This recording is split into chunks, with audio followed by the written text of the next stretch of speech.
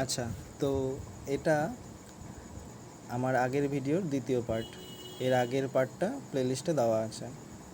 আচ্ছা, তো এই পার্টের প্রথম প্রশ্ন অর্থাৎ 25 নম্বর প্রশ্ন। এর আগে 24টা প্রশ্ন করানো হয়েছে, আজকে 25 নম্বর থেকে শুরু। তো 25 নম্বর প্রশ্ন হলো, কংগ্রেসের কোন অধিবেশনে ভারতীয় জাতীয় কংগ্রেস পূর্ণ স্বরাজ ঘোষণা করে? তো এটার উত্তর হবে 1929-এর লাহোর অধিবেশন। এই লাহোর অধিবেশনে ভারতীয় জাতীয় কংগ্রেস পূর্ণ স্বরাজ ঘোষণা করে।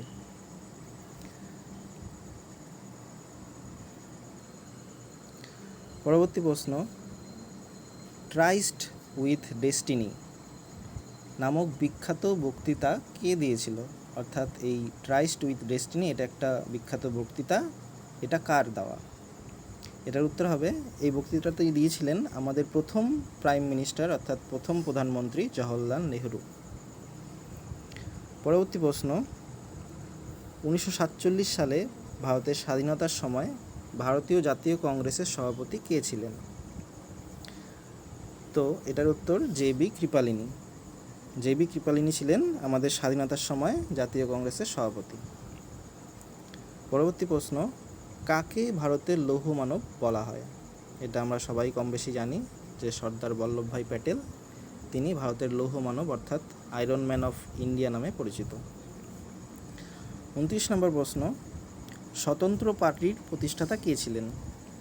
তো চক্রবর্তী রাজাগোপালাচারী, তিনি স্বতন্ত্র পার্টির প্রতিষ্ঠা করেন। এর সাথে একটা মিস্টেক হয় যে স্বরাজ দল, এই স্বরাজ দল আর স্বতন্ত্র পার্টি দুটো কিন্তু আলাদা।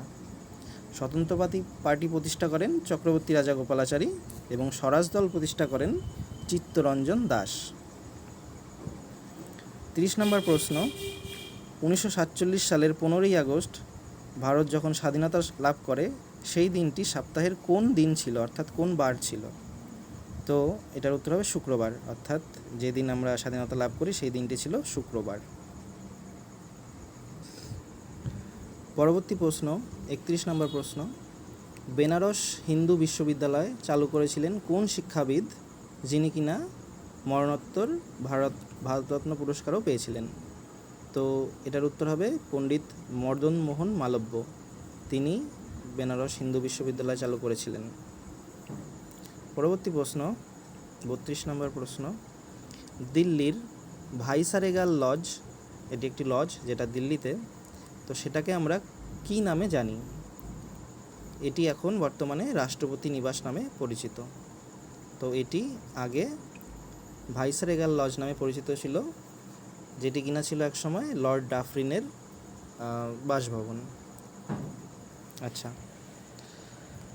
33 নম্বর প্রশ্ন, আশুতোষ গোয়ারিকরের চলচ্চিত্র যেটির নাম হচ্ছে খেলে হাম জি জানসে, আমাদের স্বাধীনতা আন্দোলনের কোন ঘটনার ওপর ভিত্তি করে এই সিনেমাটি তৈরি?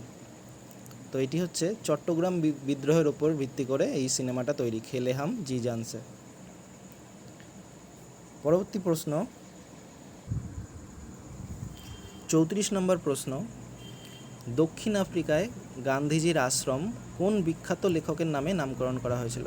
অর্থাৎ গান্ধীজি দক্ষিণ আফ্রিকায় থাকাকালীন একটি আশ্রম তৈরি করেছিলেন, তো সেটি তিনি কোন লেখকের নামে নামকরণ করেছিলেন? এটির উত্তর হবে লিও টলস্টয়, তিনি লিও টলস্টয়ের নামে ওই আশ্রমটির নামকরণ করেছিলেন। 35 নম্বর প্রশ্ন, 1913 সালে মার্কিন যুক্তরাষ্ট্রে লালা হরদয়াল কোন দল গঠন করেছিলেন, যার অর্থ পাঞ্জাবিতে বা উর্দু ভাষায় বিদ্রোহ বা বিপ্লব? তো এটির উত্তর হবে গদর দল। 1913 সালে লালা হরদয়াল মার্কিন যুক্তরাষ্ট্রে গদর দল প্রতিষ্ঠা করেছিলেন। এই গদর কথাটির অর্থই হলো বিপ্লব।